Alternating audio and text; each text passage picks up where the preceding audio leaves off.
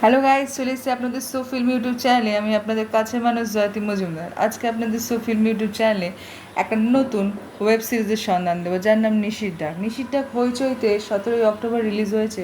এটা আগেও একবার রিলিজ হয়েছিল 2018 সালে। এই নিশির ডাকে একটা সিজন রিলিজ হয়েছে 6টা এপিসোডে। আমি একটু স্টোরি লাইনটা স্পয়েল করবো। দুর্গাপুজো চলাকালীন 6জন পিএইচডি স্টুডেন্ট যারা গানের উপর রিসার্চ করছিল, তারা মেনলি এসেছিল সোনামুখী গ্রামে। তো ওই গ্রামে এসে তাদের একটা ভিন্ন ভৌতিক অভিজ্ঞতার তারা সম্মুখীন হয়, কিন্তু তারা বুঝতে পারেনি যে এরকম ভিন্ন অভিজ্ঞতার সম্মুখীন হতে হবে। তো তাদের মধ্যে একজন বন্ধু ট্র্যাজেডিভাবে মারাও যায়।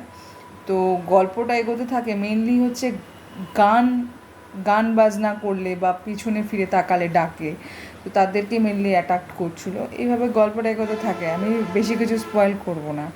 আমার গল্পটার প্রেজেন্টেশনটা খুব সুন্দর, সিম্পল একটা গল্প। আমি অনেকটা বলতে পারেন যে বুলবুল ভূতের একটা সিনেমা বেরিয়েছিল, বুলবুল, তো খানিকটা ওর কাছ থেকে যায়, মানে ধারে কাছে যায় অনেকটা।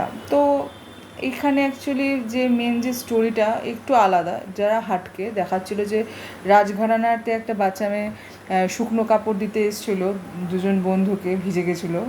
তো তারা মেনলি গানের সাথে রিলেটেড, গান বাজনা নিয়েই থাকতো। তো তাদেরকে তার মায়ের কথা মতন শুকনো কাপড় দিতে এসেছিলো, সেখানে বিপাকে পড়ে যায়। তার কাপড় ধরে টানাটানি করে, সামহাও তাকে হ্যারাস করে এবং মেরে ফেলে, মরে যায়।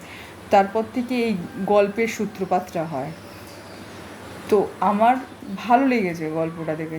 একটা সিজন বেরিয়েছে, আমার মনে হয় গল্পের টেস্টটা আরেকটু আছে, আরেকটা সিজন বেরালে খুব ভালো হবে, দর্শকরা দেখবে। ওয়েব সিরিজে হিসেবে আমি 10-এর মধ্যে 8 দেবো। খুব ভালো লেগেছে। 8 থেকে আসে সবাই দেখতে পারবে। হইচইতে রিলিজ হয়েছে রিসেন্টলি। দেখুন, এনজয় করুন ফাটিয়ে।